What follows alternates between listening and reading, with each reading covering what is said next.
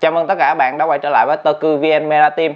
Tiếp tục với những sản phẩm đến từ series Kaito Sentai Lupin Ranger vs Keisetsu Sentai Battle Ranger. Ở các clip trước, chúng ta đã cùng nhau tìm hiểu về sản phẩm súng biến hình VS Ranger, kiếm đạo khoái Lupin Sword và gậy cảnh sát Battle Megabo. Hôm nay nhóm sẽ giới thiệu bạn những phương tiện chiến đấu của cả hai chiến đội, đó chính là DX VS Vehicle Series Red, Blue, Yellow Dial Fighter và Trigger Machine Ichigo, Nigo, Sango.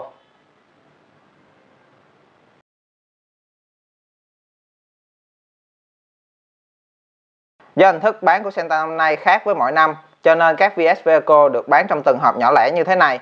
Kích thước của các hộp cũng không chênh lệch nhau là mấy, màu sắc thiết kế vẫn phân biệt rõ rệt hai team, đâu là Lupin, đâu là team Batrang. Ngoài hình ảnh của các Senshi và Vehicle của họ, thì ở phần mặt trước của mỗi hộp còn có hình ảnh hợp thể của Lupin Kaiser và Bat Kaiser.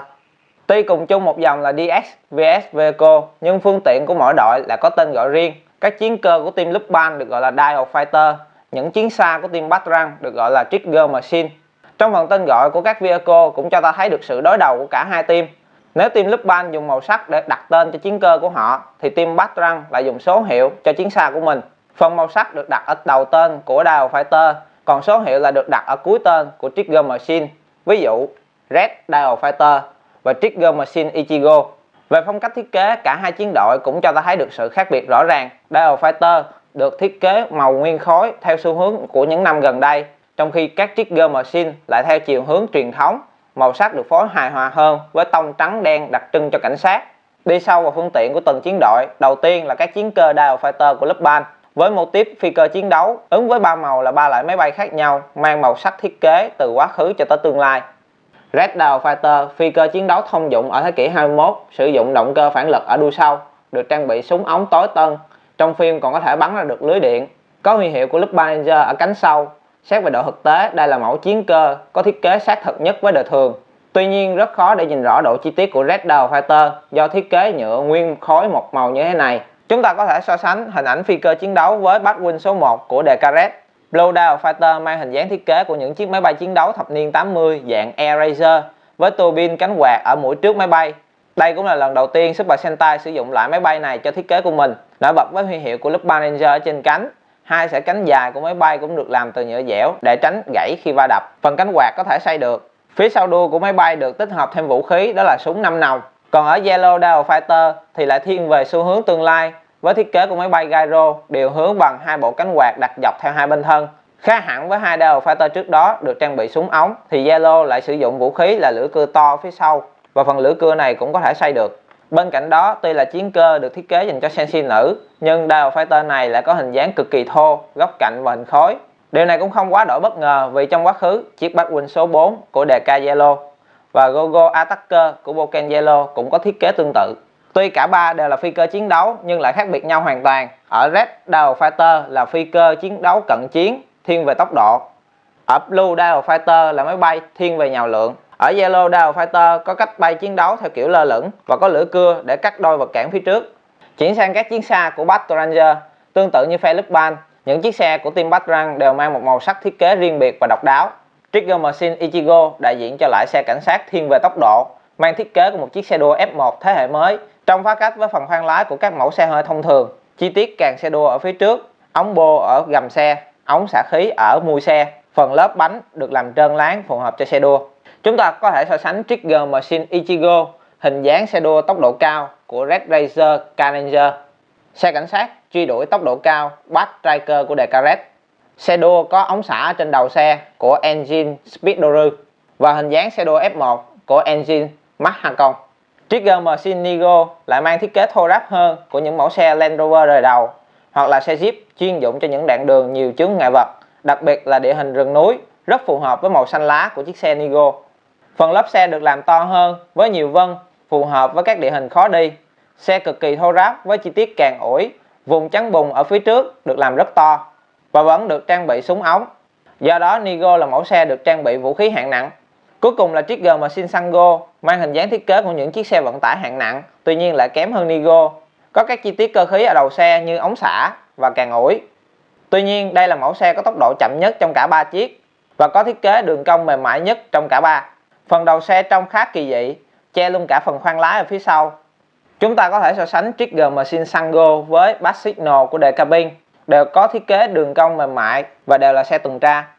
Điều mà mình cực kỳ ưng ý ở ba mẫu Trigger Machine đó là do phần lớp xe được thiết kế khác nhau nên khi đẩy sẽ tạo ra những âm thanh khác nhau. Ichigo, Nigo, Sango. Nhìn tổng thể 6 chiếc VS Vehicle của cả hai chiến đội đều trông rất là bắt mắt. Nước sơn metallic nổi bật ở phần kính buồng lái của Dial Fighter và đèn pha của các Trigger Machine rất đẹp.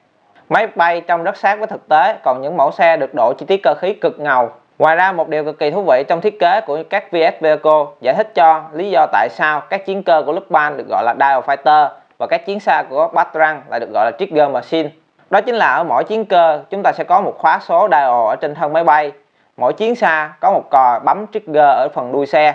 Đây là những chi tiết quan trọng để các VS Vehicle phát huy hết năng lực thực sự khi chiến đấu.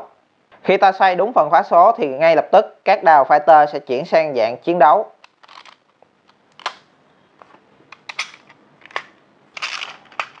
Hình dáng của các chiến cơ ở trạng thái chiến đấu rất sát với tư thế tấn công của những sinh vật biết bay, điển hình là loài ong. Lúc này, phần đuôi máy bay của Yellow và Blue có thể di chuyển rất là linh hoạt. Đặc biệt, ứng với mỗi chiếc sẽ là một con khóa số kích hoạt khác nhau. Một điều quan trọng không kém đó là chúng ta không thể gặp trực tiếp Dial Fighter xuống, nếu không sẽ bị gãy phần chốt khóa ở đây. Còn ở team Battran, khi kích hoạt cò súng Trigger Machine sẽ lập tức dài ra.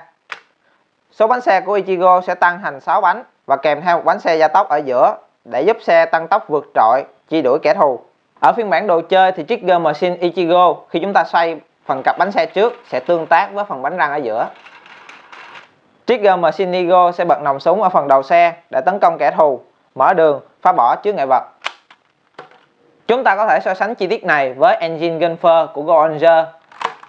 Phần đầu súng cũng có thể kéo dài ra được. Còn với Trigger Machine Sango, xe chỉ dài ra mà thôi. Chúng ta phải dùng tay để mở phần baton ở đầu xe. Phần baton của Sango sẽ hỗ trợ cho Nigo càn quét và tấn công kẻ thù. Chi tiết này cũng tương tự như Bass Striker của Decaret, lúc chiến đấu gắn thêm vũ khí là cây kiếm. Bên cạnh đó, tất cả các VS Vehicle đều có thể chơi chung với VS Changer. Ở Dial Fighter, số hiệu khi biến hình sẽ khác biệt với các Senshi. Với Red là 010, Blue là 260, còn Yellow là 116. Âm thanh kích hoạt vehicle cũng chỉ đọc màu mà thôi, nhưng phần sau effect của máy bay lại khác nhau. Với Trigger Machine, quá trình biến hình gần như là như nhau. Điều độc đáo là loạt âm thanh kích hoạt xe khác nhau hoàn toàn. Với Ichigo như ta đã biết là oanh âm bạo tốc, Nigo sẽ là bách phát bách trúng, Sango sẽ là loạn kích loạn đả. Mình cũng giải đáp cho những bạn thắc mắc về hai chiếc Red Dial Fighter và Trigger Machine Ichigo bán ở hai bản VS Changer và VS Vehicle Series có gì khác nhau không? Tất cả đều như nhau, có thể chơi lẻ, dùng chung với VS Changer hoặc là Rap Robo. Điểm duy nhất để phân biệt hai chiếc đó là dòng chữ nơi sản xuất trên sản phẩm. Bản của VS Changer là Made in China, bản của DS Vehicle Series là Made in Thailand. Do Bandai có nhiều nhà máy sản xuất được đặt ở nhiều quốc gia khác nhau như Nhật Bản, Trung Quốc, Indo, Thái Lan và cả Việt Nam. VS Vehicle của cả hai chiến đội đều có những ưu thế riêng cho mình. Nếu Dial Fighter nổi bật với khả năng tùy biến linh hoạt và xoay khóa vặn kêu tách tách bắt tai trẻ em, thì Trigger Machine lại có thể trượt được do có bánh xe.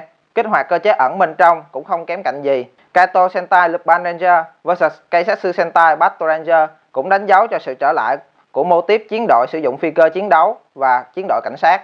Một lợi thế cho hình thức bán mới lạ của năm nay là chúng ta không nhất thiết phải mua tất cả chiếc VS Vehicle, chỉ cần mua một chiếc mà mình yêu thích là đủ, không lo về túi tiền. Và đó là những gì mà nhóm muốn giới thiệu bạn trong clip ngày hôm nay. Mọi người đã chọn được team nào phù hợp cho mình chưa? Hãy comment chia sẻ ý kiến của mình bên dưới nhé. Và đừng quên nhấn subscribe để theo dõi cái clip tiếp theo của nhóm. Kỳ sau nhóm sẽ trở lại với sản phẩm này đây.